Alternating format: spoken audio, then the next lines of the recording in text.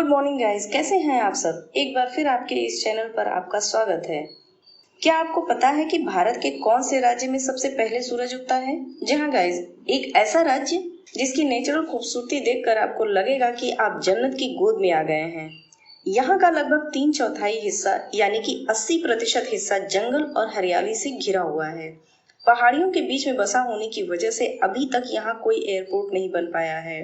ये राज्य seven sisters में से एक है जहाँ पर सबसे लंबा पुल भी बना हुआ है और इसी राज्य में 400 साल पुराना बौद्ध मठ भी है और यहाँ झूम खेती का भी चलन है, जो कि खेती करने का सबसे पुराना तरीका है।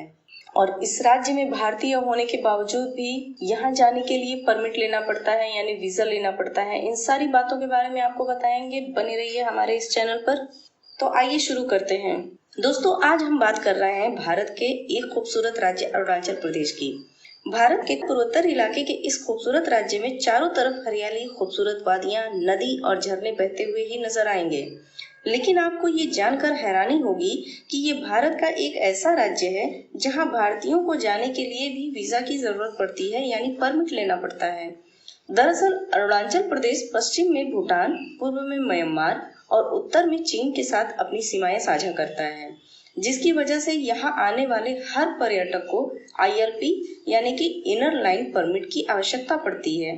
बताते चलें कि यह ILP परमिट एक बार में 15 दिन के लिए वैलिड होता है, यानी 15 दिन के लिए मिलता है। अगर आप वहाँ और रुकना चाहें तो इसे रिन्यूअल कराना पड़ेगा। तो आप यहाँ जब भी जाएं इन बातों का जरूर ध्यान रखें।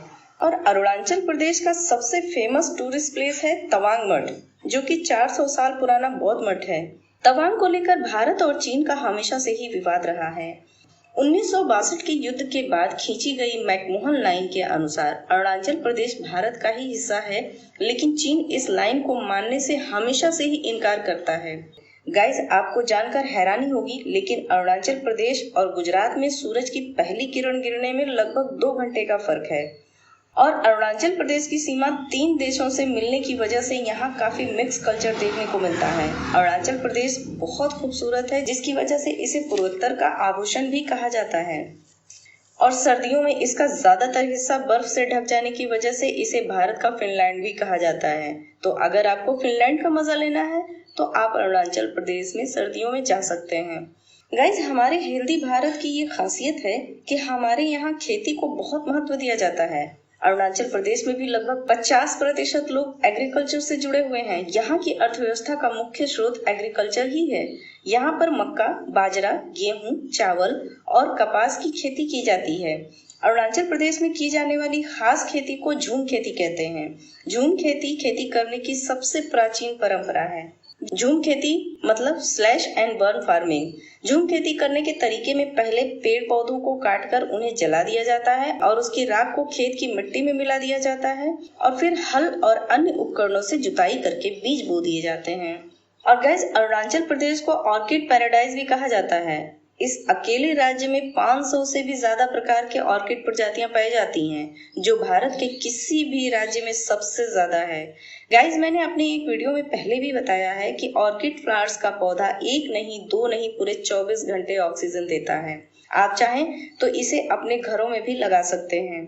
साथ ही यहाँ कई प्रकार की जड़ी बूटियां भी पाई जाती हैं। अब जानते हैं इस राज्य के खान पान के बारे में। इस राज्य में खासकर टोपोला भात और बैम्बू शूट खाना पसंद किया जाता है। यहाँ खूब अच्छा खाना खाते हैं।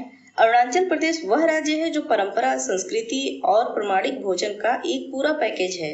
इस राज्य में उबला हुआ या स्मोक्ड भोजन को काफी पसंद किया जाता है।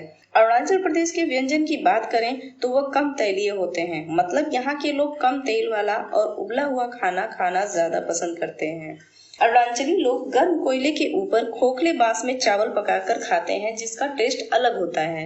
बैम्बू शूट में मीठा और खट्टा स्वाद होता है। इसे सरसों और लहसुन का उपयोग करके बनाया जाता है। यह अरुणाचल प्रदेश के व्यंजनों में एक विशेष व्यंजन है। यहाँ के और भी खास व्यंजन में शामिल है लुक्टर, पहलू, अपोंग, मारुआ, चूरा सब्जी। चूरा सब्जी गाय के दूध और सुगंधित मसालों और स्थानीय जड़ी बूटियों से तैयार किण्वित पनीर की एक तरह की कड़ी डिश होती है। मोमोज। अरुणाचल प्रदेश और मोमोज एक दूसरे से जुड़े हुए हैं। मोमोज तिब्बत में उत्पन्न नेपालियों द्वारा संशोधित और अब अरुणाचल प्रदेश की जीवन रेखा बन गए हैं। थुक्का। थुक्का एक ऐसा व्यंजन है जिसे तिब्बती लोगों ने बनाया है। यह एक तरह का नूडल सूप है जिसमें गाजर, शिमला मिर्च, पालक, फूल गोभी और अजवाइन जैसी सब्जियों के साथ साथ चिकन का भी इस्तेमाल किया जाता है। पोचा। जी हाँ गाइस, पोचा एक बेस्ड बटर टी है, यानी कि चाय है। पासा। पासा एक कच्ची मछली है जिसे कुचले हुए मसालों और पत्तियों के रस से तैयार किया जाता है। यह पकवान अरुणाचल प्रदेश का सदियों पुराना खाना है। इसके अलावा कोट पिठा यहाँ की प्रसिद्ध मिठाई है। यहाँ का सबसे पौष्टिक खाना लाइट व्यंजन है जिसे चावल के नरम घोल से तैयार किया जाता है और फिर इसे बेक किया जाता है या तला जाता है और फिर इसे चटनी या करी के साथ परोसा जाता है। तो गाइस, ये तो रहा हमारा हेल्दी अरुणाचल प्रदेश। ऐसे ही और वीडियोस के लिए जो लोग इस चैनल पर नए हैं, चैनल को सब्सक्राइब करके रखें। गाइस, हमारी वीडियोस अच्छी लगी तो लाइक जरूर करें और कमेंट में हमें अपनी राय दें। Thanks for watching.